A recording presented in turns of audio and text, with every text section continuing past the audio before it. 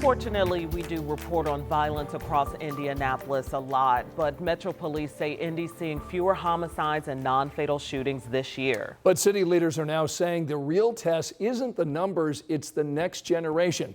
They're hoping a summer program for teenagers will break that cycle of violence. Alex Almanza joins us live on the Northwest Side to tell us how it all works. Hey, Alex. Scott, Felicia, events like this Indy Peace pop-up behind me offer a chance for neighbors to engage with community workers and get their hands on some free resources. But meanwhile, across town, a summer city program for kids is showing us where the city is truly focusing their efforts. And then I want a no bullying on 3. At Municipal Gardens, summer break comes with a few lessons, like how to recognize bullying and what to do about it. So today they're working on self-portraits.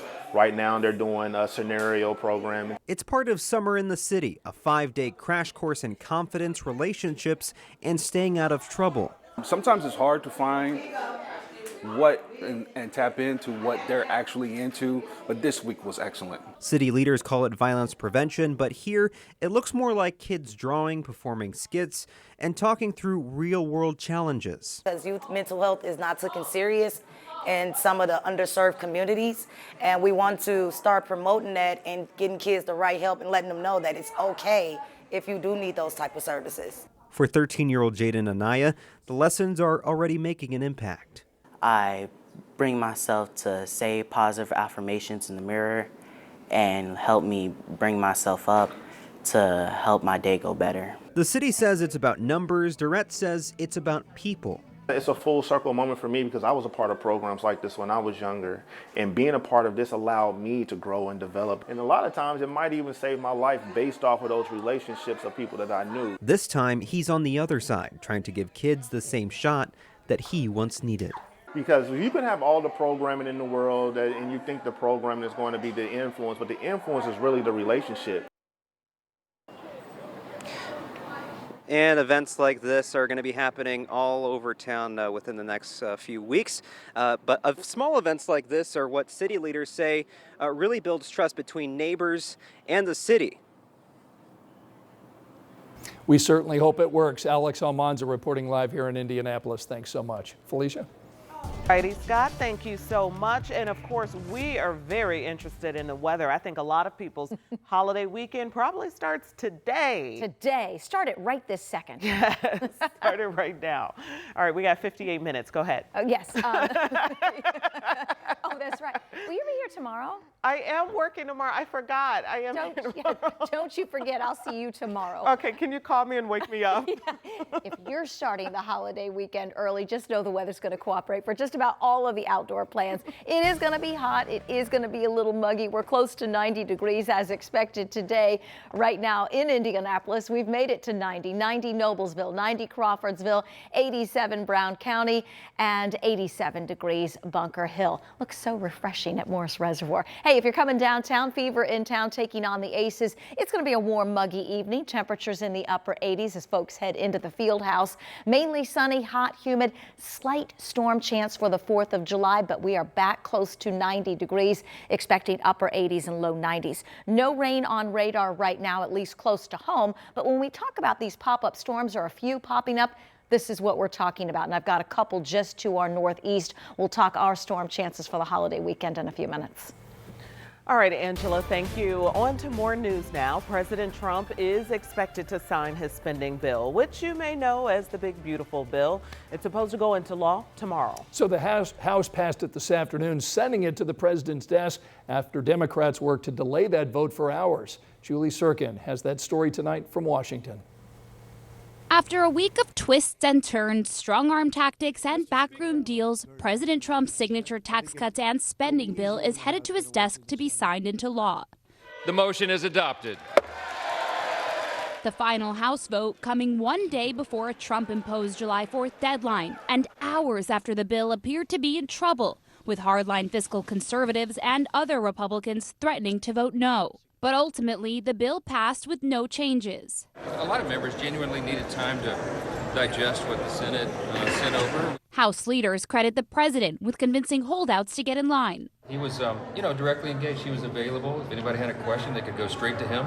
With little power to stop it, House Democrats slammed the so-called big beautiful bill during floor debate. My House Republican colleagues, have you no shame?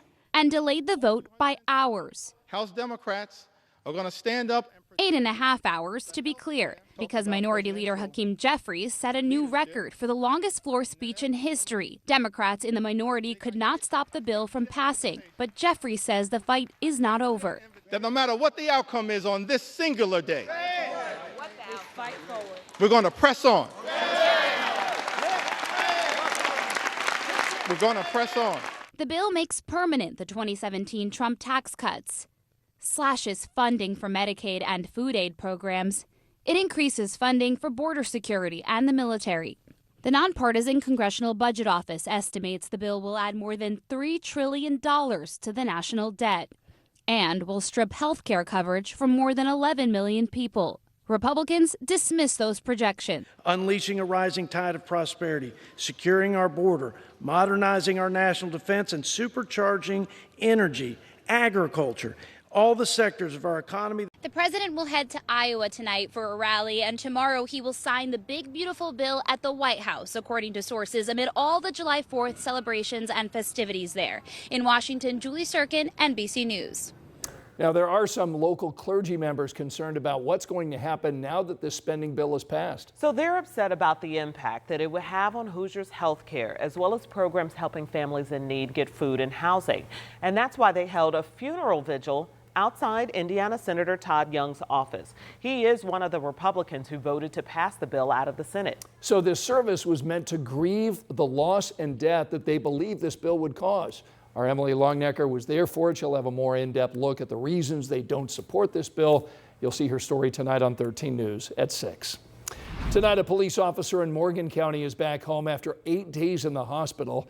He's been recovering after a tree crashed onto his patrol car. Brooklyn police shared the update online today. Lieutenant Gannon Wood was on duty when severe weather brought down a large tree onto his patrol car. All of this unfolding in front of Brooklyn Elementary School. That's about 5 miles south of downtown Mooresville. The department said Lieutenant Wood suffered 8 broken ribs, a ruptured spleen, and a punctured lung after a large tree branch crashed through his car. Wow, glad he's back home. And an update tonight on another beach now reopening after improving its water quality. The city of Muncie posted online today saying the beach at Prairie Creek Reservoir is reopening just in time for the 4th of July.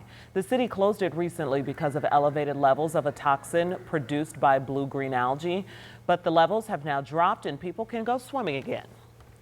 Now, in case you missed it, the beach at Eagle Creek Park is back open this weekend as well. It closed about a week ago for elevated E. coli levels, but recent testing revealed the levels are now acceptable for swimming. The beach will be open through the holiday weekend. Well, that's good news. Yeah.